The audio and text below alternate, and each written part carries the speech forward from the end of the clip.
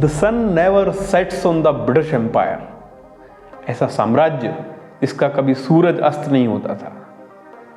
आपको मालूम है उस साम्राज्य की, उस एम्पायर की बेसिक फाउंडेशन क्या थी? उसके लॉज, उसके एक्ट, उसके कानून। तो आज हम डिस्कस करेंगे the crown rule from 1857 to 1947। Hello friends, welcome to Conceptify. My name is Ravi Jain and here we make all your concepts crystal and clear. Last lecture में हमने डिस्कस किया था द कंपनी रूल 1773 से लेके 1853 तक। लेकिन इसके बाद में इन पॉलिसीज की वजह से इंडिया में एक रोष पैदा हो जाता है, एक डिस्कंटेंट क्रिएट हो जाता है इंडियंस में। इसलिए एक 1857 का रिवोल्ट होता है। उसके कोजेज क्या थे, क्या फैक्टर थे, क्या उसका कॉन्सिक्वेंस था, ये तो आप मॉडर्न हिस्ट्री में पढ़ते हैं, स्पेक्ट्रम में, या जो भी बुक आप रेफर करते हैं। लेकिन आज हम देखेंगे कि इसका पॉलिटिकल इम्पैक्ट क्या था। तो सबसे पहले आता है गवर्नमेंट ऑफ इंडिया एक्ट 1858। लेकिन उस सबसे पहले एक डिस्कस करें तो एक चीज मैं पहले ये बता दूं कि क्या डिमांड थी 1857 के बाद में।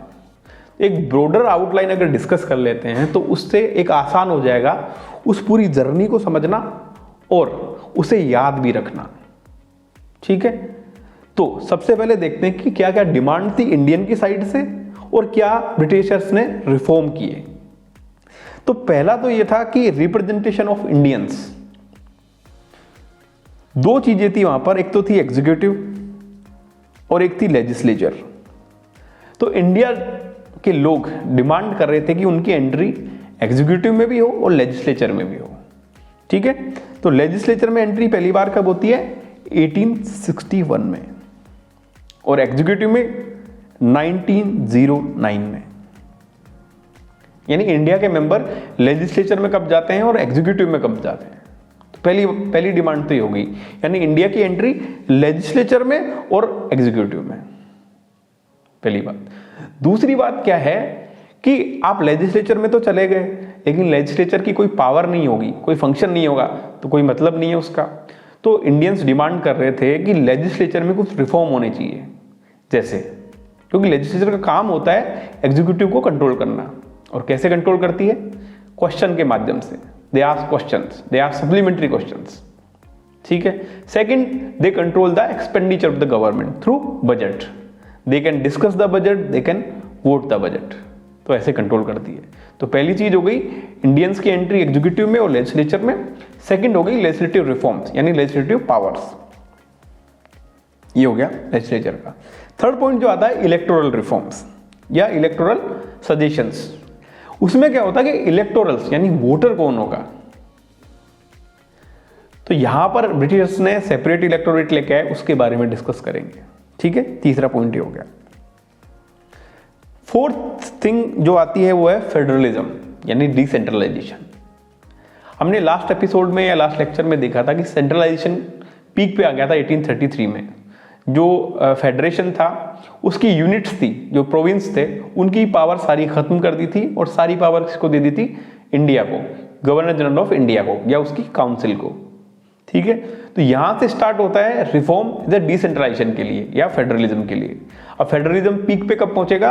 1935 में, जब इंडिया क्या बन जाएगा? फेडरेशन। यूनिट्स कौन कौन सी होंगी? प्रोविंस होंगे, हाँ, और इंडिया सेंट्रल गवर्नमेंट होगी। तो चौथी चीज हो गई। इसके अलावा मिसलेनियस प्रोविजंस थे, जैसे सिविल सर्विसेज हो गया, इंस्टीट्यूशंस बनते हैं, आरबीआई बनता है, पब्लिक सर्विस कमीशंस बनते हैं, ली कमीशन बनते हैं, बहुत सारे कमीशन बनते हैं। तो ब्रॉडली 5 चीजें हैं जिन पे ये क्राउन रूल पूरी जर्नी तय करेगा। पहली चीज क्या है? इंडियंस की एंट्री लेजिस्लेचर में और एग्जीक्यूटिव में, non official members. Second, legislature में एंट्री तो कर जाएंगे, लेकिन रिफॉर्म, क्वेश्चन पूछने की पावर और बजट को डिस्कस करने की और वोट करने की पावर। थर्ड थिंग क्या आती है? फेडरेशन। फेडरेशन मतलब यूनिट्स, जो प्रोविंस है उसकी पावर और सेंट्रल गवर्नमेंट की पावर। और fourth thing is voting, separate electorate जो आता है। इसके अलावा फिफ्थ में मिसलेनियस प्रोविजंस देखेंगे। तो ये तो क्या है ना, ब्रॉड आउटलाइन है।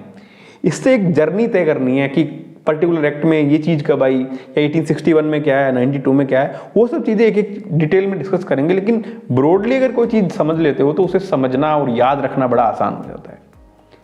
तो सबसे पहले तो हम डिस्कस ही करते हैं 1858 का एक्ट। ठीक है, तो 1858 में क्या होता है कि जो स्ट्रक्चरल फाउंडेशन था क्राउन रूल का, स्ट्रक्चरल फाउंडेशन किसका? क्राउन रूल का, वो 1858 के एक्ट में आता है। ठीक है, इसको मैं एक बार एक्सप्लेन कर देता हूं यहां पे।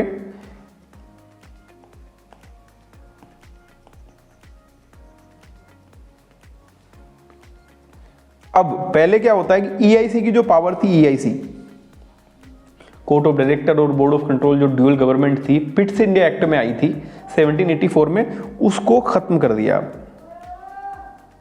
ठीक है, तो अब रूल कौन करेगा? डायरेक्टली रूल करेगा क्राउन। और क्राउन के बिहाफ पे, क्राउन के अंडर कौन होगा? सेक्रेटरी ऑफ स्टेट की काउंसिल प्लस 15 मेंबर की काउंसिल। ठीक है, ये तो होंगे इंग्लैंड में, लंदन में। और इंडिया में कौन रहेगा? वायसरॉय। इसका पहले नाम क्या था? Governor general of India. अब इसका नाम चेंज करके क्या रख दिया? वायसरॉय। तो इंडिया में वायसरॉय रहेगा और ब्रिटिश में क्राउन के under SOS, secretary of state की 15 मेंबर की काउंसिल। यानी इंडिया में तो वायसरॉय संभालेगा और वहां पे एसओएस संभालेगा। एसओएस कौन था? कैबिनेट का मेंबर। तो ultimately British crown, British cabinet के थ्रू इंडिया पे रूल करेगा। तो ये हिरार्की है। ठीक है, तो वायसरॉय अब क्या है? वायसरॉय अब है क्राउन का रिप्रेजेंटेटिव इन इंडिया। ठीक है, अब डिटेल में एक एक प्रोविजन देखते हैं।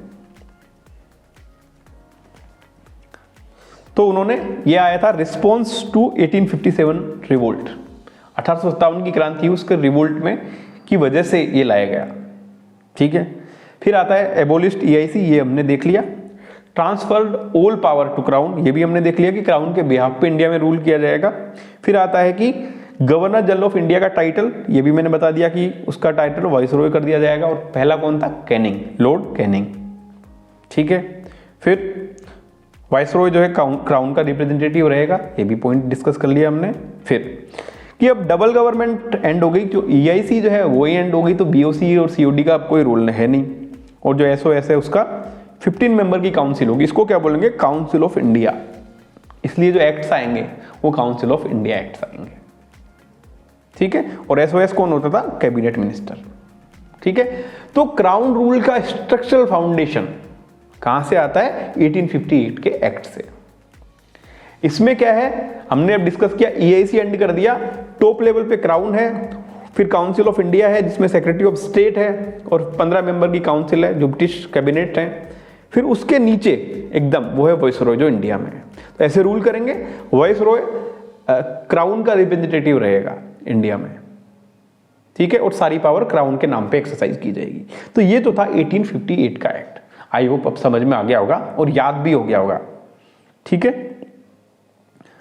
अब हम जाते हैं सेकंड एक्ट पे, इंडियन काउंसिल एक्ट 1861।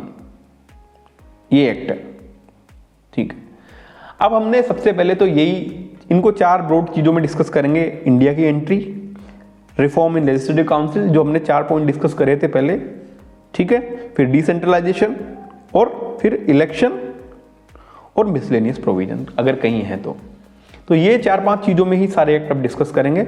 चलो शुरुआत करते हैं। तो इंडियंस की एंट्री के लिए 1861, 92 और 1909 एक्ट बनाए गए। तो ये स्टार्ट होता है रिप्रेजेंटेटिव इंस्टीट्यूशन। ठीक है, रिप्रेजेंटेटिव इंस्टीट्यूशन। तो पहली बार इसमें 2 चीजें हैं। एक गवर्नमेंट जो होती है उसमें 2 कंपोनेंट, एग्जीक्यूटिव है, एक लेजिस्लेचर है। तो मैं पहले भी बता चुका, लेजिस्लेचर में एंट्री करा रहे हैं अभी, एग्जीक्यूटिव में नहीं करा रहे। लेजिस्लेचर में कराएंगे 1861 में और एग्जीक्यूटिव में कब आएगी? 1909 में, जो मोर्ले विंटर रिफॉर्म आएगा। ठीक है, तो इंडियंस की एंट्री। अब ये इंडियंस है, ऑफिशियल नहीं होंगे, नॉन ऑफिशियल्स होंगे। इनको क्या बोलेंगे? नॉन ऑफिशियल, क्योंकि ब्रिटिश के रिप्रेजेंटेटिव नहीं है, इंडिया के हैं लोग हैं। तो कुछ लोग थे जैसे राजा ऑफ बनारस, पटियाला और सर दिनकर राव, ये नॉन ऑफिशियल मेंबर थे जो कि नॉमिनेट किए गए थे वाइसरॉय। और ये लेजिस्लेचर के मेंबर हैं, एग्जीक्यूटिव के मेंबर नहीं है। ठीक है, यानी ये लॉ बनाने में हेल्प करेंगे, एग्जीक्यूटिव यानी गवर्नमेंट जो डिसीजन लेती है उसमें इनका रोल नहीं रहेगा। ठीक है, तो पहला पॉइंट तो हमने डिस्कस कर लिया कि इंडिया की लेजिस्लेचर में एंट्री 1861 में स्टार्ट हुई। अब जो चीज पहली बार होती है उसे एग्जैक्टली याद रखना पड़ेगा, क्योंकि एमसीक्यू बनते हैं कभी कभी उस पर। अब एक चीज उसको एक्सप्लेन करना पड़ेगा मुझे। हाँ, अब जैसे क्या होता है कि एग्जीक्यूटिव बनती है, एग्जीक्यूटिव, ठीक है।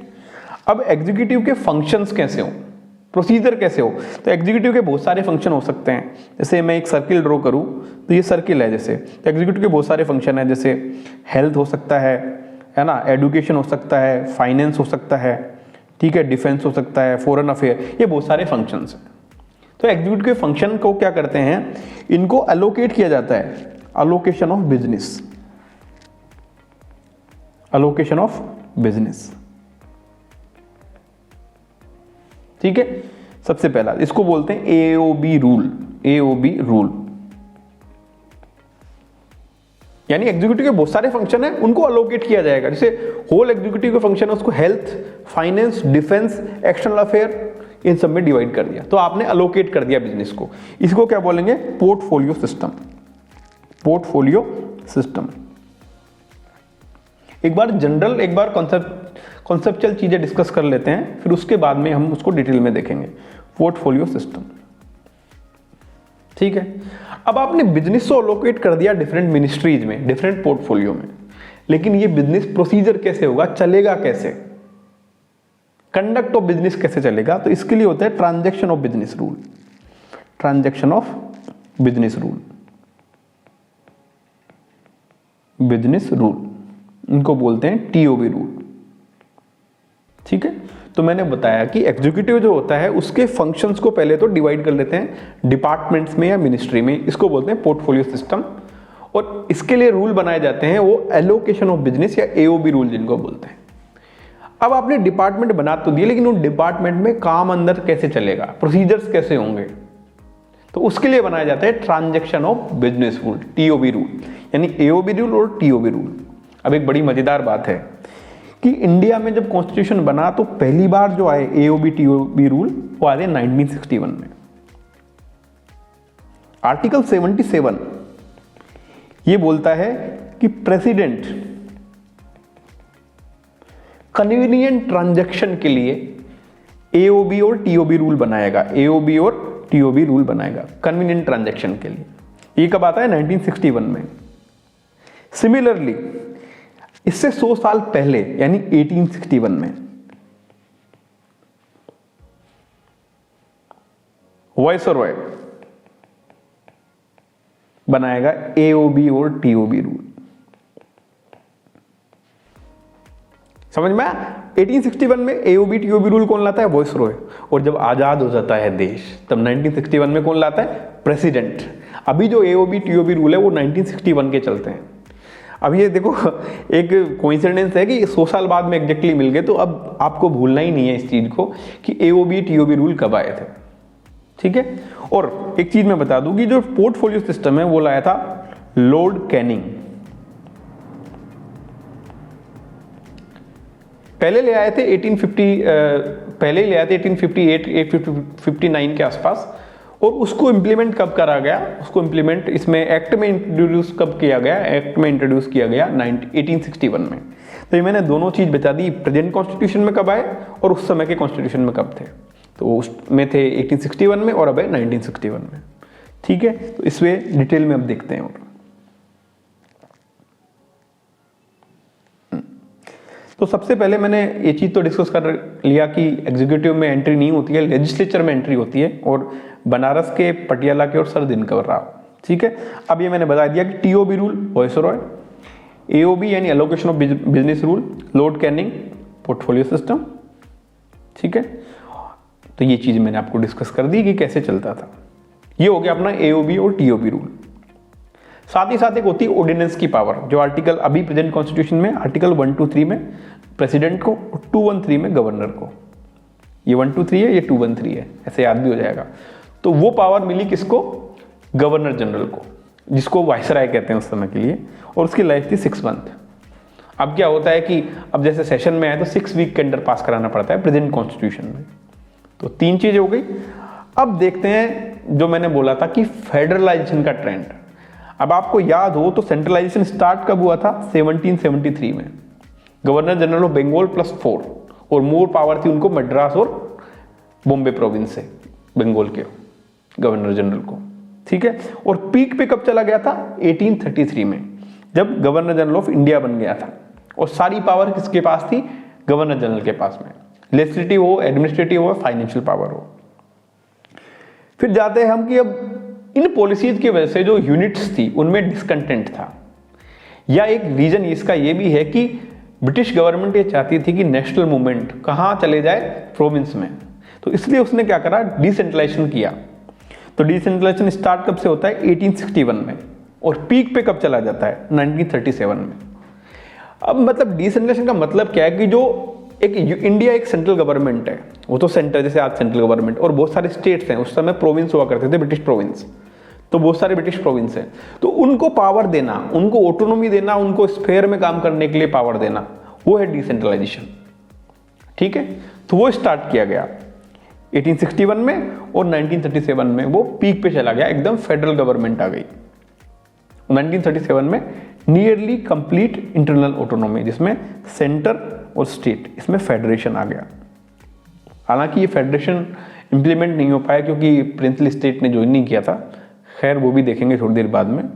तो यहाँ पे एक नई लेजिस्लेटिव काउंसिल बन गई, 3 बंगाल में बनी, जो नॉर्थ वेस्ट प्रोविंस है उसमें बनी, और पंजाब में बनी, 3 काउंसिल बन गई। तो ये वही तो है कि आप काउंसिल्स बना रहे हो, तो ये स्टार्टेड, तो ये भी प्रोविंशियलाइजेशन कर रहे हैं, ठीक है। 3 चीजें हो गई। तो यही चीजें हैं इसमें महत्वपूर्ण है, जो मैंने वापस से एक बार बता देता है। 1861 में पहली बार इंडियंस की एंट्री हुई लेजिस्लेचर में। 3 महाराजा याद रख लेने आपको, ठीक है। पहली बार एंट्री हो गई तो नॉन ऑफिशियल मेंबर्स आ गए, फिर एओबी टीओबी रूल बने, ठीक है, और फिर स्टार्ट हो गया डिसेंट्रलाइजेशन। तो 3 पॉइंट याद रखने हैं आपको, उसी से काम चल जाएगा, ठीक है। अब आते हैं एक नए एक्ट पे, इंडियन काउंसिल एक्ट 1892, यानी 1892 का एक्ट, ठीक है। अब इस एक्ट को मैं समझाऊं उससे पहले एक थियरी ऑफ इलेक्शन मैं आपको समझा देता हूं कि थियरी ऑफ इलेक्शन क्या होती है। थियरी ऑफ इलेक्शन,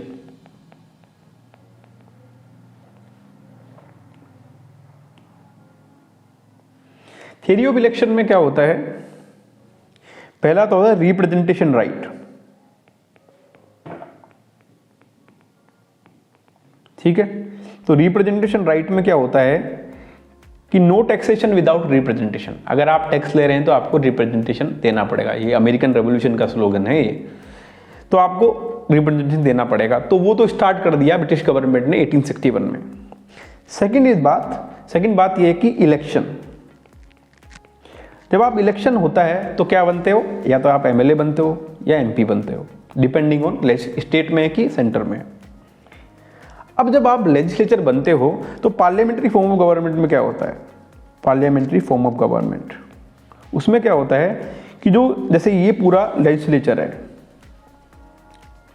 लेजिस्लेचर को इलेक्ट किया जाता है और उसी में से एग्जीक्यूटिव ड्रोन होती है, ये एग्जीक्यूटिव होती है, और ये जो लेजिस्लेचर है इस पे कंट्रोल करती है थ्रू चेक्स एंड बैलेंस। और मैकेनिज्म क्या होते हैं चेक्स एंड बैलेंस के? पहला मैकेनिज्म होता है questions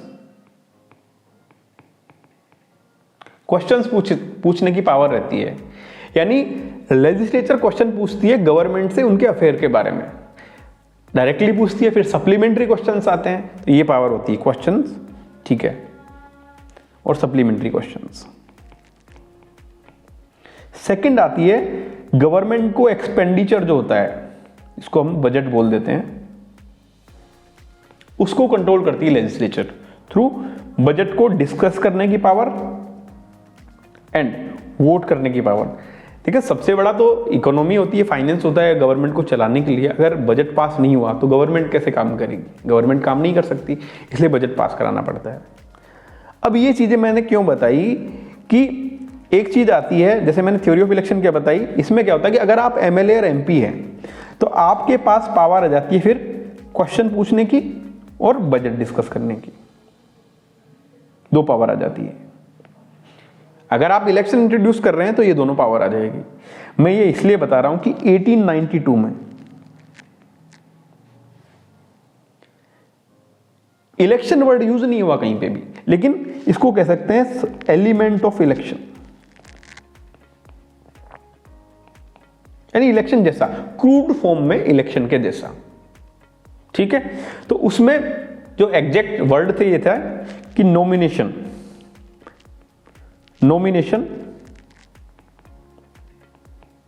based on recommendation of certain bodies. यानी अगर मैं देखो, दो लेवल की बात है, एक सेंट्रल लेवल की, एक प्रोविंस लेवल की। तो प्रोविंस लेवल पे क्या होगा कि जो गवर्नर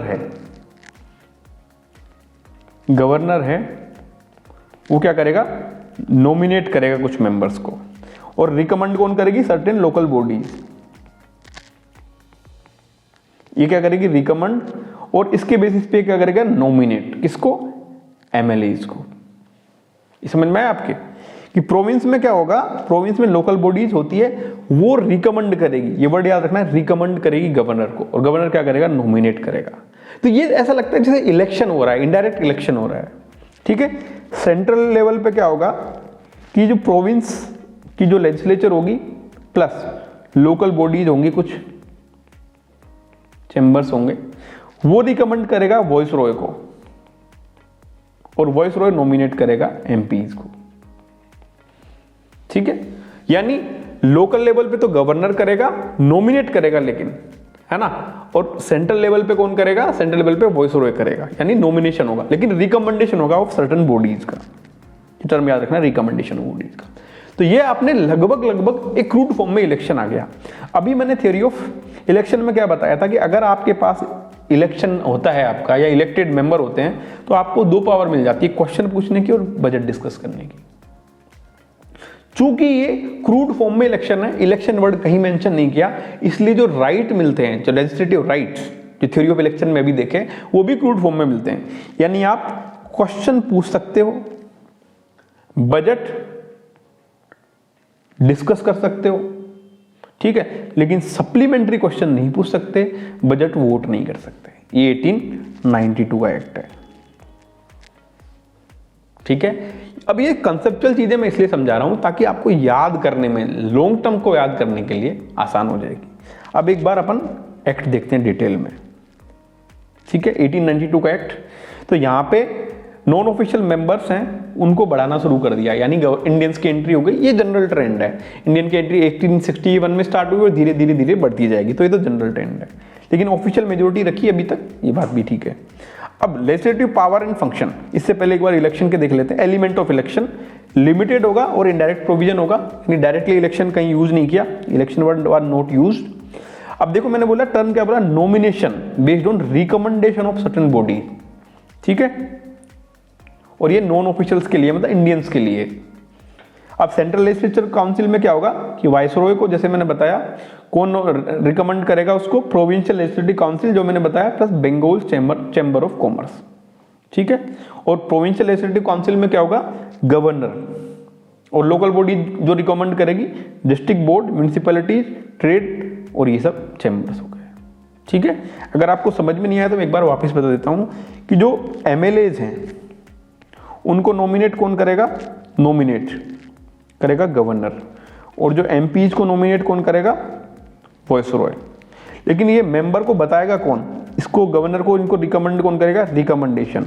ये बॉडी जो ये है, ये बॉडीज रिकमेंड करेगी, और वाइसरॉय को कौन करेगा, वाइसरॉय करेगा provincial council plus Bengal chamber. ठीक है, तो ये हो गया। तो ये एलिमेंट ऑफ इलेक्शन था। और जब इलेक्शन का एलिमेंट आ जाता है तो मैंने बताया थ्योरी ऑफ इलेक्शन क्या बोलती है, आपको बजट डिस्कस करने की पावर और क्वेश्चन पूछने की पावर आ जाती है। तो ये एक्ट मुझे लगता है आप सबको याद हो गया होगा। अब आगे देखते हैं 1909। 1909 इसको याद कैसे रखना है, 20th सेंचुरी, 20वीं सदी का पहला एक्ट, 20वीं सदी का पहला एक्ट। तो इसमें एक सबसे बड़ी खुशखबरी ये थी कि इंडियंस की एंट्री हो जाती है एग्जीक्यूटिव में। ठीक है, लेजिस्लेचर में एंट्री कब होती है, लेजिस्लेचर में एंट्री होती है 1861 में, यानी 1857 के बाद के पहले एक्ट में इंडियन की एंट्री कहां होती है, लेजिस्लेचर में। और 20th सेंचुरी की पहले एक्ट में इंडियंस की एंट्री कहां होती है, एग्जीक्यूटिव में। Element of election crude form में रिकमेंडेशन और नॉमिनेशन वाला वो आता है last act of 19th century. ऐसे याद रखना पड़ेगा, 19वीं शताब्दी का लास्ट जो एक्ट था उसमें एलिमेंट ऑफ इलेक्शन आया। लेकिन पहली बार इनडायरेक्ट इलेक्शन कब आ जाएगा, वर्ड यूज करा जाएगा 1909 में। ठीक है, तो 1909 में सबसे पहले तो एग्जीक्यूटिव का एक मेंबर आ जाएगा, first time Indians in executive council. ठीक है, और उसका नाम था SP Sinha. First time Indians in executive council, viceroy और गवर्नर दोनों में आता है, प्रोविंस में भी आता है और सेंटर पे भी आता है। ये भी महत्वपूर्ण बात है, दोनों जगह आता है, क्योंकि लगभग फेडरल चीजें चल रही है। डिसेंट्रलाइजेशन जो स्टार्ट हो चुका है 1861 से, तो यूनिट्स को भी थोड़ी बहुत पावर देंगे। तो सेंटर में भी आ गया और गवर्नर के लेवल पे भी आ गया। और एसपी सिन्हा था जो फर्स्ट इंडियन मेंबर था। ठीक है, तो ये लो मेंबर की तरह जाता है। तो ये तो सबसे पहला हुआ कि इंडियंस की एंट्री हो गई। ठीक है, अब एक चीज और मैं बता दूं यहां पे कि जो ब्रिटिश गवर्नमेंट जो रिफॉर्म कर रही थी वो प्रोविंस के लेवल पे ज्यादा कर रही थी बजाय कि सेंट्रल लेवल पे। यानी प्रोविंस के लेवल पे पहले हो जाता था और सेंट्रल लेवल पे बाद में आता था। इसका रीजन तो आपने मॉडर्न हिस्ट्री में पढ़ा होगा। इसका रीजन था क्या था, इसका रीजन था प्रोविंशियलाइजेशन ऑफ कांग्रेस, राइजेशन ऑफ इंडियन नेशनल कांग्रेस। यानी वो चाहती थी कि नेशनल कांग्रेस है वो नेशनल लेवल पे काम ना करे बल्कि प्रोविंस में उलझ जाए। नेशनल मूवमेंट नेशनल नहीं रहे, प्रोविंस में उलझ जाए, वो तो टूट जाए। इसलिए वो क्या कर रही थी कि प्रोविंस में ज्यादा पावर दे रही थी, रिफॉर्म कर रही थी। हालांकि 1935 के बाद में 2 साल उनकी सरकार भी रहेगी इंडियन नेशनल कांग्रेस की, तो वो चाहते थे कि वहीं सिमट जाए और यूनिटरी मूवमेंट नहीं आए, एक जो कलेक्टेड एफर्ट है वो नहीं चले। इसलिए वो रिफॉर्म कहाँ कर रही थी, जैसे प्रोविंस में। तो 1909 में उन्होंने क्या किया कि non official majority at the provincial level पे। तो मैंने बताया ना कि रिफॉर्म जब वो कर रहे हैं तो सेंट्रल लेवल है और एक प्रोविंशियल लेवल है। तो सेंट्रल लेवल पे तो वो चाहते नहीं थे कि इंडियंस आए, तो वो रिफॉर्म यहां ज्यादा कर रहे हैं प्रोविंशियल लेवल पे बजाय यहाँ। तो यहाँ पे तो क्या है, सेंट्रल लेवल पे ऑफिशियल्स की मेजोरिटी यानी ब्रिटिश के लोग हैं, यहाँ पे इंडियंस आ गए प्रोविंस में। तो वो कहीं न कहीं ललचाने की कोशिश कर रहे हैं कि आप जाओ प्रोविंस में रूल करो, यहाँ क्यों आ रहे हो। ठीक है, तो ये चीज एक डिस्टिंक्शन प्रोविंशियलाइजेशन ऑफ कांग्रेस के लिए, प्रोविंशियलाइजेशन ऑफ इंडियन नेशनल मूवमेंट के लिए एक चीज याद रखनी है। एंट्री मैंने बता दी। अब इलेक्शंस पे जाते हैं। तो इलेक्शन पे तो बहुत खतरनाक जो उन्होंने काम किया, कम्युनलाइजेशन का, फादर ऑफ कम्युनल इलेक्टोरेट किसको कहा जाता है, मोर्ले मिंटो को। ठीक है, अब इसमें एक थ्योरी और डिस्कस कर लेते हैं, थ्योरी ऑफ इलेक्शन की, इलेक्टोरल की। तो 2 टाइप के इलेक्शन होते हैं, इलेक्टोरेट्स होते हैं। एक तो होता है जॉइंट इलेक्टोरेट और एक होता है सेपरेट इलेक्टोरेट।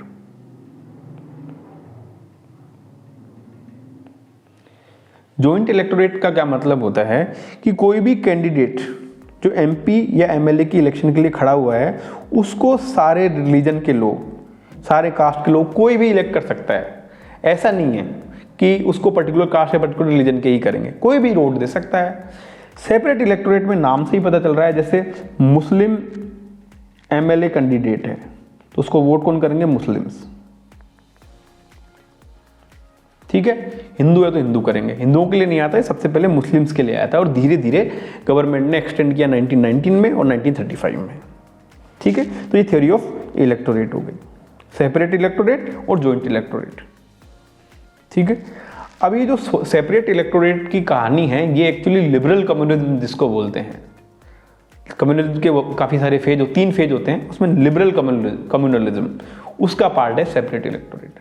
एक्चुअली में आपने हिस्ट्री में पढ़ा ही होगा, मुस्लिम लीग को अपीज करने के लिए 1906 में, उसके बाद में तो ये उन्होंने किया कि सेपरेट इलेक्टोरेट, या अंग्रेजों की जो डिवाइड एंड रूल की पॉलिसी थी, अपीजमेंट ऑफ मुस्लिम्स की पॉलिसी थी, उसमें ये सेपरेट इलेक्टोरेट लेके आए।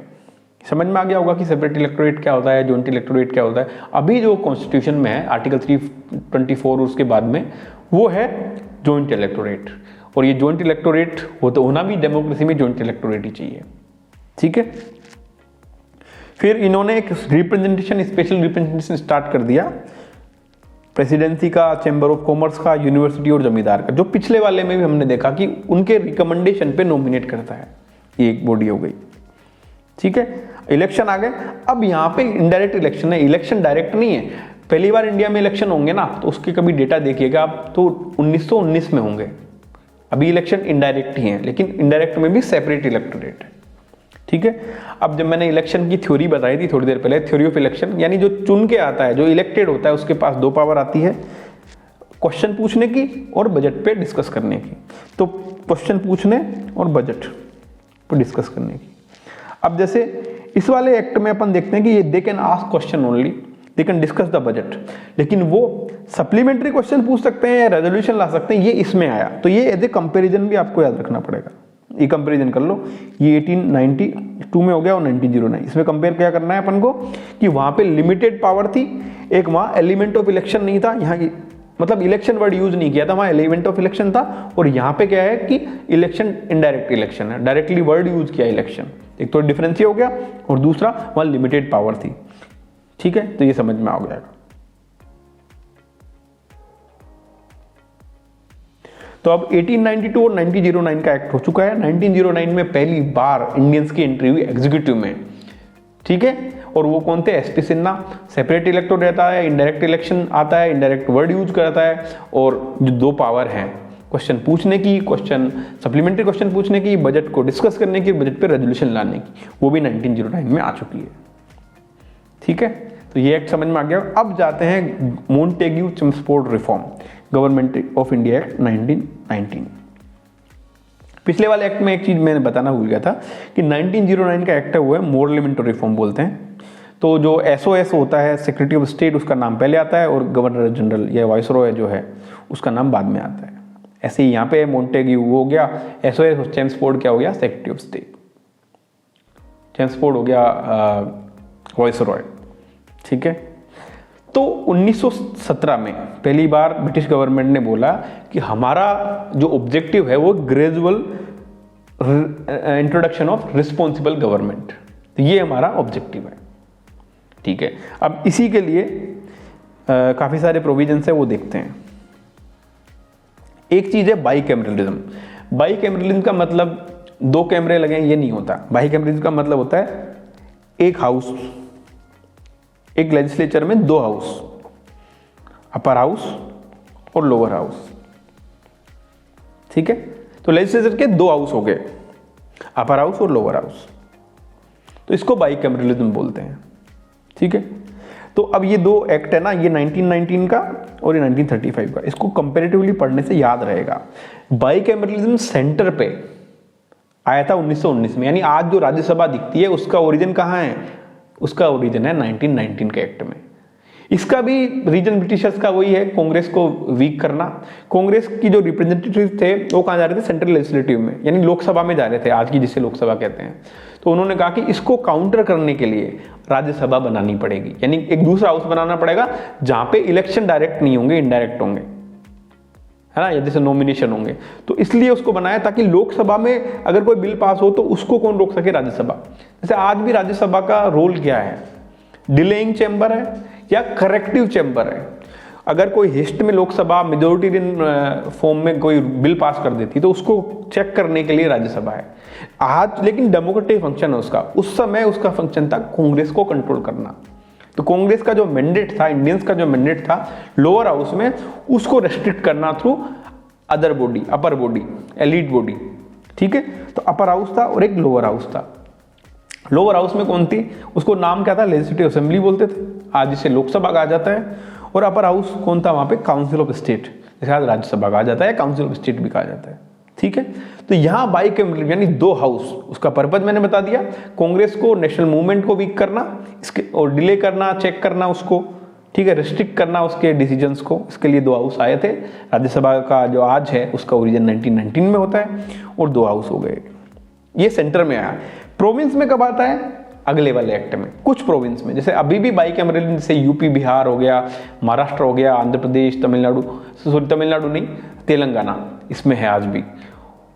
तो यही है कि जो 11 प्रोविंस थे उसमें 6 में आ गया, जैसे बंगाल, बिहार, बॉम्बे, मद्रास, असम, यूपी। तमिलनाडु में क्या एक्चुअली कोशिश करी थी लाने की पहले, लेकिन तमिलनाडु में है नहीं अभी। तो ये हो गए प्रोविंस। तो ये क्या चीज याद रखनी है? बाइकैमरलिज्म यानी दो हाउस, एक लेजिस्लेचर के दो हाउस। पहली बार कब आए? 1919 में। कहाँ है? सेंटर में, अपर हाउस, लोअर हाउस। और प्रोविंस में कब आए? 1935 में। ठीक है, तो बाइकैमरलिज्म समझ में आ गया। इसमें क्या है कि बाइकैमरलिज्म को याद रखना है। ठीक है, हाँ। अब पिछली बार क्या था? एक ही मेंबर था इंडियंस का, एसपी सिन्हा साहब। तो अब क्या हो गया? 6 में से 3 मेंबर, जो वाइसरॉय काउंसिल थी, एग्जीक्यूटिव काउंसिल। एग्जीक्यूटिव की बात करें, लेजिस्लेचर की बात नहीं कर रहे। लेजिस्लेचर में तो इलेक्शन से इंडियन आ ही रहे हैं।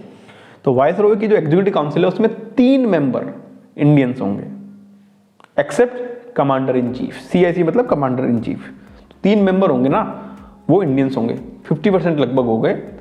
तो ये भी एक अच्छा रिफॉर्म था। ठीक है, अब एक जाते हैं कि सेंट्रलाइजेशन में। देखो हमारा यूनिट ऑफ एनालिसिस करे वो ही रहे कि entry of Indians, reform in legislative council, reform in executive council और डिसेंट्रलाइजेशन, और एक वोटिंग का, इलेक्शन का। ये 5 चीजें तो डिस्कस कर रहे हैं बार बार। तो हमने 1919 में अपन ने सबसे पहले देख लिया कि बाइकैमरलिज्म कैसे आया, लेजिस्लेटिव रिफॉर्म क्या था, इंडियंस की एंट्री डिस्कस कर ली। अब जाते हैं अपन डिवीजन ऑफ पावर में, डिसेंट्रलाइजेशन में। अब 1919 में क्या होता है कि 2 लिस्ट बना देते हैं, एक सेंट्रल लिस्ट यानी यूनियन लिस्ट, दूसरी प्रोविंशियल लिस्ट। ठीक है, अब ऐसा लगेगा कि फेडरलिज्म है। फेडरलिज्म नहीं है, ये केवल डिवीजन ऑफ पावर है। ये क्या है? Division of power. सेंट्रल और प्रोविंशियल सब्जेक्ट बना दी अलग अलग, जैसे आज स्टेट लिस्ट होती है, यूनियन लिस्ट होती है, 2 लिस्ट बना दी। ठीक है, और उन लिस्ट पे उनको इंडिविजुअली अपना अपना काम करना है। लेकिन अभी भी यूनिटरी और सेंट्रलाइज गवर्नमेंट इसलिए है क्योंकि ये जो लिस्ट है ये कॉन्स्टिट्यूशन से नहीं दी गई, जो गवर्नमेंट ऑफ इंडिया एक्ट आएगा उससे नहीं दी गई। ये लिस्ट है, जैसे अभी होता है, जैसे स्टेट गवर्नमेंट होती है और एक लोकल गवर्नमेंट होती है। तो लोकल गवर्नमेंट की पावर कौन देता है? State government. तो वहाँ फेडरलाइजेशन नहीं है, वहाँ डिसेंट्रलाइजेशन है। डिसेंट्रलाइजेशन का मतलब होता है कि पावर दे दी एक अपर लेवल की गवर्नमेंट ने नीचे लेवल की गवर्नमेंट को। इनके डिस्टिंक्ट नहीं है कि इसके पावर, जैसे मैं एग्जांपल से समझाता हूं इसको। डिसेंट्रलाइजेशन और फेडरेशन में क्या डिफरेंस होता है? डिसेंट्रलाइजेशन वर्सेस फेडरलिज्म में क्या डिफरेंस होता है? डिसेंट्रलाइजेशन में क्या होता है कि जैसे 2 यूनिट्स हैं, ये सेंटर हो गया और स्टेट हो गया, और ये सेंटर और ये स्टेट फेडरेशन में। तो यहां पे क्या कि सेंटर का स्फीयर और स्टेट का स्फीयर बिल्कुल सेपरेट है, और सेपरेट कौन करता है? कॉन्स्टिट्यूशन। यानी सेंटर है ना, स्टेट के स्फीयर में एंटर नहीं कर सकता, या उसकी पावर उसको स्नैच नहीं कर सकता। तो सेंटर अलग है, ये सेंटर हो गया और ये स्टेट हो गया। अगर इसका वेन डायग्राम अगर देखें अलग अलग है। ठीक है, और ये हो गया, यानी इसकी पावर में सेंटर काम करेगी और इसमें स्टेट काम करेगा। डिसेंट्रलाइजेशन में, या जिसको यूनिटरी फॉर्म ऑफ गवर्नमेंट में होते हैं, उसमें क्या होता है? सेंटर कुछ पावर स्टेट को दे देता है, तो ये डिवीजन ऑफ पावर कर देता है। लेकिन स्टेट की पावर छीन सकता है। ये एक्सक्लूसिव ऐसे नहीं है कि अलग अलग है, ये नहीं है। इसमें क्या है कि ये एक पावर थी और इसने इसको दे दी पावर। तो ये जो पावर दी है सेंटर ने स्टेट को, वो कभी भी ले सकता है। तो ये डिवीजन ऑफ पावर होता है। इसलिए मैं क्या समझा रहा था कि 1919 और 1935 के एक्ट में ये है कि यहाँ फेडरलिज्म नहीं है, फेडरलिज्म यहाँ है। यहाँ जो पावर दी है वो सेंट्रल गवर्नमेंट ने स्टेट को दी है, लिस्ट में दी है, और स्टेट की लिस्ट की पावर कभी भी सेंट्रल ले सकता है। गवर्नर जनरल के पास पावर होती थी, जो वाइसरॉय के पास पावर होती थी। ठीक है, इसलिए ना यहाँ पे गवर्नमेंट है वो यूनिटरी है। भाई यूनिटरी गवर्नमेंट है। जैसे इंग्लैंड में क्या होता है, आज जो यूके है उसमें क्या है, सेंट्रल लेवल पे गवर्नमेंट है और बाकी को पावर दे रखी है, तो यूनिटरी फॉर्म है।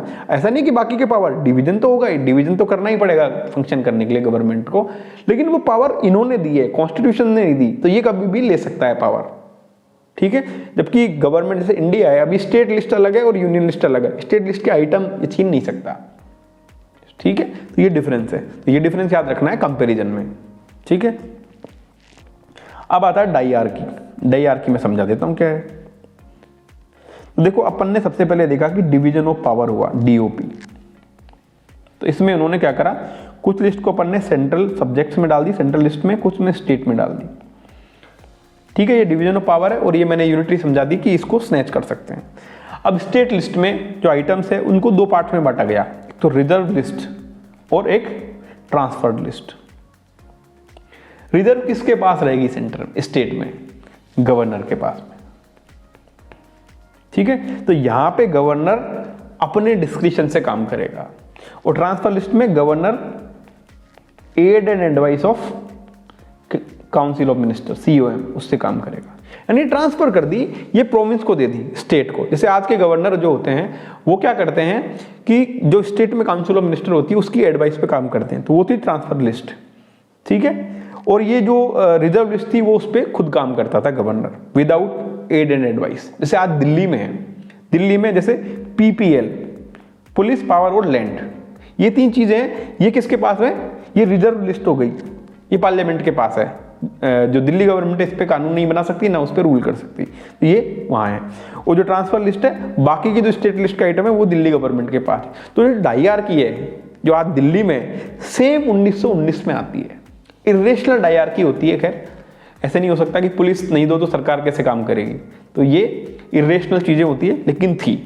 तो ये डायआर्की है, जैसे आज की दिल्ली है, रिजर्व हो गया पुलिस, लॉ एंड ऑर्डर और लैंड, ये किसके पास रहेगी, पार्लियामेंट के पास में।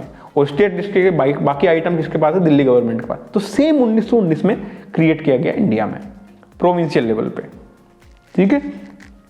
तो डायआर्की कहां आई, प्रोविंशियल लेवल पे। तो ट्रांसफर सब्जेक्ट थे और रिजर्व थे। ट्रांसफर सब्जेक्ट में क्या होगा, गवर्नर प्लस मिनिस्टर्स, ठीक है। और रिजर्व में गवर्नर प्लस उसकी एग्जीक्यूटिव काउंसिल। यहां रेस्पॉन्सिबल रहेगा लेजिस्लेटिव काउंसिल को, यहां रिस्पॉन्सिबल नहीं रहेगा, ठीक है। तो ये डायआर्की समझ में आ गई। अब इस एक्ट में जैसे मैंने पहले बताया कि बाइकैमरलिज्म कब आता है, 1919 में सेंटर पे।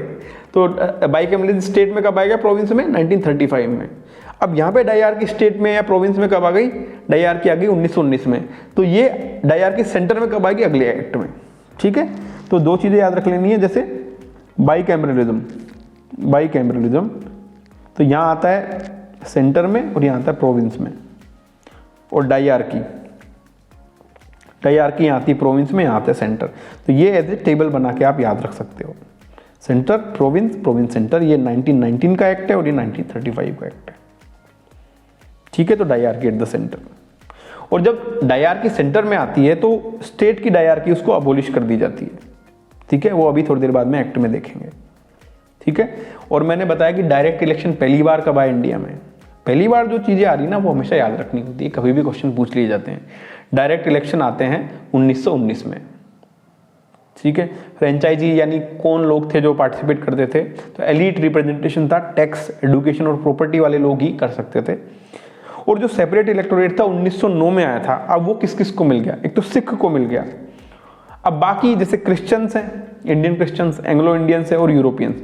एंग्लो इंडियंस का तो अभी तक भी था इंडिया में, 2 मेंबर जो लोकसभा में होते हैं नॉमिनेट, वो अभी खत्म किया है, पिछले साल ही खत्म किया है। तो ये हो गया सेपरेट इलेक्टोरेट किस किस का हो गया, सिख का, इंडियन क्रिश्चियन का, एंग्लो इंडियंस का और यूरोपियंस का, ठीक है। अब एक चीज और होती है मिसलेनियस में, इसमें देख लेते हैं कि जो हाई कमिश्नर था उसका ऑफिस बनाया गया और कुछ फंक्शन एसओएस के। वायसरॉय, वायसरॉय के ऊपर कौन है, सेक्रेटरी ऑफ स्टेट की काउंसिल और उसके ऊपर क्राउन। तो एसओएस के कुछ फंक्शन किसको दे दिया अपन ने, लंदन में एक ऑफिस ऑफ हाई कमिश्नर बना के, ठीक है। अब एक बनता है पब्लिक सर्विस कमीशन। पब्लिक मतलब सेंट्रल लेवल पे पब्लिक सर्विस कमीशन और स्टेट लेवल पे। तो ली कमीशन बनता है, ली कमीशन किस पे बनता है, पब्लिक सर्विस पे, 1923-24 में बनता है। उसकी रिकमेंडेशन पे 1926 में सेंट्रल पब्लिक सर्विस कमीशन बनता है। और 1919 के एक्ट में एक प्रोविजन ये था कि साइमन कमीशन, नहीं साइमन कमीशन नाम नहीं रखा था, कि 10 साल बाद में इस एक्ट को रिव्यू करने के लिए 1929 में एक कमीशन आएगा जो बाद में 2 साल पहले कुछ वजह से, जो मॉडर्न हिस्ट्री में आप पढ़ते हैं, गवर्नमेंट को डर था और गवर्नमेंट चेंज हो सकती थी, उन्होंने 2 साल पहले भेज दिया उसको। 1927 में आया साइमन कमीशन, उसमें ऑल मेंबर्स थे वो ब्रिटिश के थे, इसलिए उसका अपोजिशन ऑल पार्टी ने किया। ये सब आप चीज़ें मॉडर्न हिस्ट्री में पढ़ते हो। तो 1919 का एक्ट को रिवाइज कैसे करेंगे? सबसे पहले तो कि बाइकैमरलिज्म आया सेंटर पे, ठीक है। डाई-हायरार्की कहाँ आया? स्टेट पे, ठीक है। 6 में से 3 मेंबर, 50% मेंबर कौन होंगे? इंडियंस होंगे। और जो पावर थी सेंट्रल सब्जेक्ट और स्टेट सब्जेक्ट आ गई, ठीक है। और डायरेक्ट इलेक्शन आ गए। तो ये 5 चीज़ें याद रखनी है। अब अपन जाते हैं 1935 के एक्ट पे, क्योंकि काफ़ी सारी चीज़ें डिस्कस कर ली हमने इसकी, तो काफ़ी आसान हो जाएगा पढ़ना। अब इसने काउंसिल ऑफ इंडिया एक्ट ये डिसमिस कर दी गई। 15 मेंबर की काउंसिल थी ना, तो उसमें एसओएस तो रहेगा, एसओएस के कुछ एडवाइजर्स रहेंगे, लेकिन 15 मेंबर के नहीं रहेंगे वो। तो ये हो गया।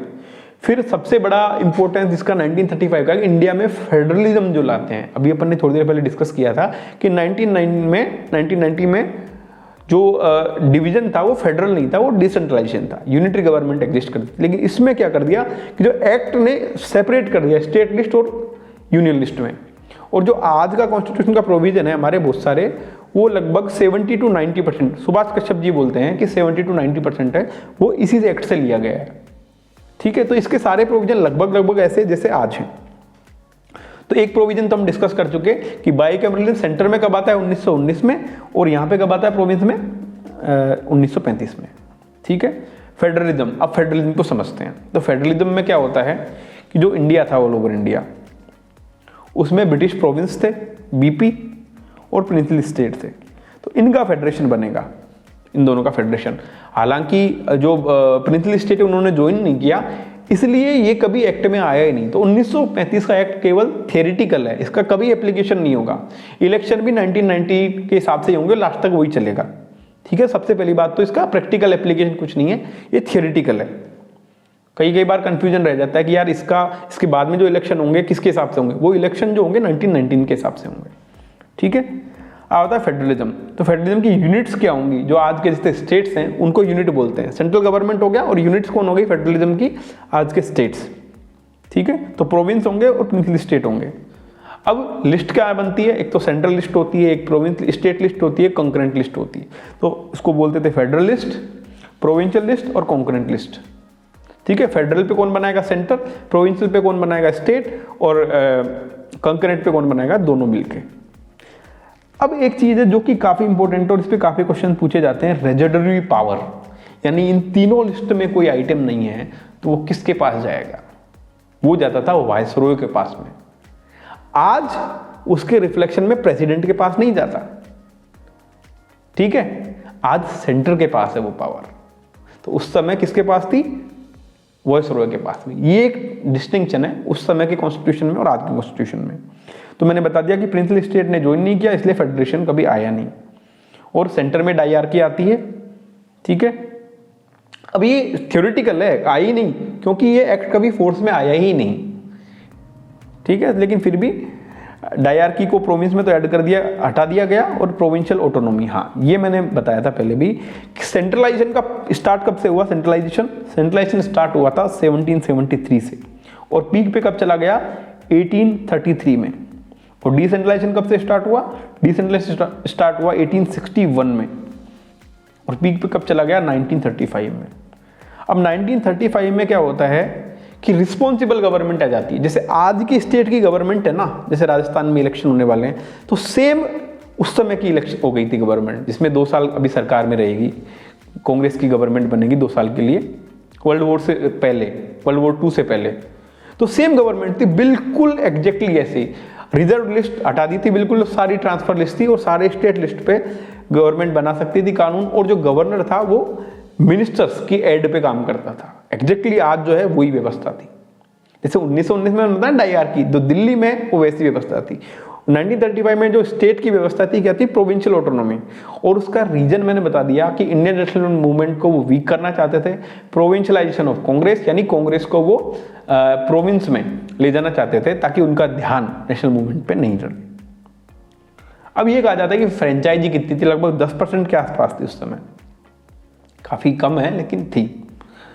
और सेपरेट इलेक्टोरेट, सबसे पहले देखो सेपरेट इलेक्टोरेट आता है मुस्लिम्स के लिए आता है, फिर वो सिख के लिए, इंडियन क्रिश्चियंस के लिए, यूरोपियंस के लिए, एंग्लो इंडियन के लिए कब आता है 1919 में। ऐसे ट्रेंड्स के रूप में याद करोगे ना तो जल्दी याद रहेगी। अब किस किस के लिए आ गया, वुमन के लिए और लेबर के लिए और एससी के लिए भी, लेकिन एससी के लिए तो एक्ट में है लेकिन इंप्लीमेंट नहीं होगा क्योंकि गांधी जी के साथ समझौता हो गया, ठीक है, पूना पैक्ट हो चुका है। वुमन और लेबर के लिए हो गया, ठीक है। इसकी एक आप याद करने के लिए क्या करना ना, एक ऐसे टेबल बना लिया करो। 1909 में क्या है, मुस्लिम्स को, 1919 में क्या है, क्रिश्चियंस को, यूरोपियंस को, एंग्लो इंडियंस को और क्रिश्चियंस को, ठीक है, सिक्स को, ये हो गया। फिर 1935 में वुमन को और लेबर को, एससी को, एससी का कट गया था बाद में, ठीक है। तो ऐसे टेबल बना के कंपैरिजन से याद रखो, फैक्ट को ऐसे ही याद रखा जाएगा। 1919 और 1935 को याद रखो, 1892 और 1909 को कंपैरिजन के फॉर्म में याद रखो तो याद हो जाएंगी। फिर लास्ट में एक मिसलेनियस चीजें देख लेते हैं कि एक आरबीआई बना, reserve bank of India act बना 1934 में बना, और फेडरल कोर्ट बना 1937 में, जो आज बाद में सुप्रीम कोर्ट बना, और यही आरबीआई है जो आज रिजर्व बैंक ऑफ इंडिया के लिए काम करता है। अब जैसे फेडरल गवर्नमेंट है तो अलग अलग कमीशन होंगे, फेडरल कमीशन, प्रोविंशियल कमीशन और जॉइंट कमीशन। जॉइंट मतलब दो या दो से ज़्यादा स्टेट का ये बनता है। तो ये एक्ट थोड़ा लंबा है, हो गया लेकिन। तो 1935 में अपन ने फेडरेशन आया, फेडरेशन कभी फोर्स में नहीं आया लेकिन लिस्ट थी और उसमें रेजुडरी पावर वाइसरॉय के पास थी, ठीक है, और डायरकी ले आए सेंटर में, और ये जो इलेक्शन होता है प्रोविंशियल ऑटोनॉमी, इसके लिए याद रखा जाएगा, और सेपरेट इलेक्टोरेट हो गया। अब 1935 के बाद में आता है इंडियन इंडिपेंडेंस एक्ट 1947। इसमें यह था कि ब्रिटिश क्राउन की जो स्ट्रक्चरल फाउंडेशन थी कब मिली थी, 1858 में, वो सारी खत्म हो जाएगी। यानी ब्रिटिश गवर्नमेंट की कोई सोवरेनिटी नहीं रहेगी, ब्रिटिश ना तो ब्रिटिश प्रोविंस पे रहेगी ना प्रिंसली स्टेट पे रहेगी, ठीक है। तो लैप्स ऑफ पैरामाउंसी जिसे कहा जाता है, यानी प्रिंसली स्टेट के ऊपर क्राउन का जो डायरेक्ट रूल था वो खत्म हो चुका अब तक, ठीक है। Ended British rule, India independence हो गया और सोवरेन स्टेट हो गया, और दो डोमिनियन बने, इंडिया और पाक, ठीक है। और ब्रिटिश कैबिनेट की ना तो कोई रिस्पॉन्सिबिलिटी रहेगी और सोवरेनिटी किसकी रहेगी, कॉन्स्टिट्यूएंट असेंबली की, ठीक है। और जब तक लॉ नहीं बनता 1935 का लॉ चालू रहेगा। ये इंपॉर्टेंट चीज है। एसओएस को अबॉलिश कर दिया गया और उसके फंक्शन किसको दे दिए, कॉमनवेल्थ अफेयर को। वाइसरॉय को अबॉलिश कर दिया, गवर्नर जनरल को अबॉलिश कर दिया, ठीक है। हाँ, इसमें एक प्रोविजन याद रखना है कि जैसे इंडिया में 1947 के बाद में क्या बनता है, वाइसरॉय का नाम चेंज करके फिर से गवर्नर जनरल बन देंगे। अब वो अपॉइंट कौन करेगा, डोमिनियन की कैबिनेट, जैसे नेहरू कैबिनेट बनेगी 1946 में, वो नॉमिनेट करेगी या रिकमेंड करेगी। तो उन्होंने माउंटबेटन को करा था, माउंटबेटन इंडिया का पहला गवर्नर जनरल बनता है, और उसके बाद में पहला इंडियन बनता है सी राजगोपालाचारी। लैप्स ऑफ पैरामाउंसी मैंने बता दिया, ठीक है, ये सब चीजें हो गई। तो अल्टीमेटली ये हो गया कि, और कॉन्स्टिट्यूएंट असेंबली है ना, वो पार्लियामेंट की तरह काम करेगी। तो ये है कि सारी जो फाउंडेशन थी पावर, अब ब्रिटिश गवर्नमेंट की, ब्रिटिश क्राउन की खत्म हो गई इंडिया पे। जो डोमिनियंस बन गए वो कॉन्स्टिट्यूशन बनाएंगे, कॉन्स्टिट्यूएंट असेंबली बनेगी, और वो अपने अपने लिए इंडिपेंडेंट सोवरेन कॉन्स्टिट्यूशन बनाएगी, और सारी पावर ब्रिटिश की खत्म हो गई। तो ये था एंड ऑफ कॉलोनाइजेशन, ठीक है, इंडिया आज़ाद हो चुका था। तो अगले चैप्टर में पढ़ेंगे कॉन्स्टिट्यूशन कैसे बना वो सब, तो लेकिन एक बार इसको ब्रीफली, इस जर्नी को, क्राउन रूल को एक बार ब्रीफली एक बार स्टार्ट करते हैं वापस से, ब्रीफली पढ़ेंगे इसको। तो सबसे पहले आता है गवर्नमेंट ऑफ इंडिया एक्ट 1858। इसमें क्या करा था कि ये रिस्पॉन्स था 1857 के रिवोल्ट का, तो इसमें अबोलिश की गई EIC को, ठीक है, और GDI का टाइटल क्या कर दिया गया, वाइसरॉय कर दिया गया, ठीक है। डबल गवर्नमेंट थी जो board of control, court of director वो ऐड कर दिया, उसको अबोलिश कर दिया, और काउंसिल ऑफ इंडिया थी वो बनाई गई। ये हो गया 1858 का एक्ट। 61 के एक्ट में क्या करा, इंडियंस को अलाउ करा लेजिस्लेटिव काउंसिल में, ठीक है। पोर्टफोलियो सिस्टम लेके आए कैनिंग, और AOB और TOB रूल बना 1861 में। 1892 में क्या हुआ, 1892 में एलिमेंट ऑफ इलेक्शन आया। एलिमेंट ऑफ इलेक्शन कहां से आता है, nomination based on recommendation of bodies, इसलिए उसको लिमिटेड पावर मिल गई क्वेश्चन पूछने की और डिस्कस करने की, ठीक है। फिर आते हैं अपन 1909, सेपरेट इलेक्टोरेट के लिए जाना जाता है इसको, और इसमें इनडायरेक्ट इलेक्शन स्टार्ट हो गए थे और इसमें नॉन ऑफिशियल की मेजोरिटी आती है प्रोविंस पे, ठीक है। और इनकी पावर क्या होती है, सप्लीमेंट्री क्वेश्चन पूछे जा सकते हैं और बजट डिस्कस किया जा सकता है और रिजोल्यूशन लाए जा सकते हैं। 1909 हो गया। अब आता है 1919 मोंटेग्यू-चेम्सफोर्ड रिफॉर्म। इसमें बाइकैमरलिज्म कहाँ आएगा, सेंटर पे, और डायआर्की कहाँ आएगी, प्रोविंस पे। अब ये कहना, ये मैंने टेबल इसलिए, डायग्राम इसलिए बनाया है ताकि क्विकली रिवाइज कर सके, क्योंकि एक एक प्रोविजन में जब डिटेल में डिस्कस करते हैं तो भूल जाते हैं चीज़ें। सेपरेट इलेक्टोरेट एक्सटेंड कर दिया गया, 6 क्रिश्चियन, यूरोपियन, एंग्लो इंडियन, और 6 में से 3 मेंबर थे वो इंडियंस थे, और डायरेक्ट इलेक्शन इंट्रोड्यूस हो गया। अब आते हैं फेडरलिज्म पे। Federalism, government of India act 1935, federalism. इसमें इंपॉर्टेंट पॉइंट क्या बताया था कि रेजुडरी पावर किसको रहेगी, वाइसरॉय को, ठीक है, और रिस्पॉन्सिबल गवर्नमेंट प्रोविंस पे आ गई। इंस्टीट्यूशन कैसे कैसे क्रिएट करे थे, RBI, federal government, federal court और पब्लिक सर्विस कमीशन, 3 लेवल पे। फिर डायआर्की सेंटर पे आती है और बाइकैमरलिज्म स्टेट में आता है, और सेपरेट इलेक्टोरेट वुमन को और लेबर को, एससी को हटा दिया गया था। तो ये जर्नी थी इंडिया के कॉन्स्टिट्यूशन की हिस्टोरिकल बैकग्राउंड, ठीक है, जो कंपनी रूल से स्टार्ट होती है, फिर क्राउन रूल होता है, फिर इंडिपेंडेंस आता है, और फिर कॉन्स्टिट्यूएंट असेंबली बनती है, फिर कॉन्स्टिट्यूशन बनाता है। अगर मोटे मोटे तौर पे देखें तो 1773 में पहली बार उसको टेरिटोरियल पावर माना गया, तो पहली बार गवर्नमेंट बनी, यानी एग्जीक्यूटिव और जुडिशरी बनी। फिर पिट्स इंडिया एक्ट में उसके ड्यूअल फंक्शंस कर दिए गए। फिर 1813 में उसकी मोनोपोली थी, जो ट्रेडिंग मोनोपोली, जिसका चार्टर 1600 में मिला था, उसको खत्म कर दिया गया, और 1833 में तो कंप्लीटली खत्म कर दिया गया। फिर 1853 में पहली बार लेजिस्लेचर बनता है, तो ये तो कंपनी रूल हो गया। अब जो लेजिस्लेचर, फिर 1857 का रिवोल्ट हो गया। अब जो लेजिस्लेचर बनी उसमें पहली बार इंडियंस की एंट्री कब होगी, 1861 में। एओबी टीओबी रूल कब बनेंगे, 1861 में, ठीक है। फिर 1892 element of election, limited powers. फिर 1909 में indirect election, word election use करा गया, सेपरेट इलेक्टोरेट यूज किया गया, और उनको लेजिस्लेटिव पावर डिस्कस करने की और बजट पे वोट करने की पावर आ गई। फिर 1919 में मोटा मोटा याद रखना है कि डायआर्की आई थी कहाँ पर, प्रोविंस में, और बाइकैमरलिज्म सेंटर में आया था। इसके अपोजिट में बाइकैमरलिज्म स्टेट में कब आएगा, 1935 में, है ना, और डायआर्की आएगी सेंटर पे, और प्रोविंशियल ऑटोनॉमी कहाँ आती है, 1935 में, ठीक है। रेजुडरी पावर किसके पास है, वाइसरॉय के पास में। तो ये देखो पूरी जर्नी 1 मिनट 2 मिनट में हमने डिस्कस कर ली, तो ये अब समझ में आ गया होगा। अब आप एक बार इसको अच्छे से रिवाइज करना। मैं इसके सारे पीडीएफ जो है मैं टेलीग्राम चैनल पे डाल ही दूंगा, आप टेलीग्राम चैनल को देखा करें एक बार। और इसके जो क्वेश्चंस हैं वो अगले लेक्चर में हम इस चैप्टर के क्वेश्चंस हैं, लक्ष्मीकांत की एक बुक आती है एमसीक्यू की, उससे डिस्कस करेंगे। Thank you very much for watching my lecture. Please like and subscribe if you like my video. Thank you.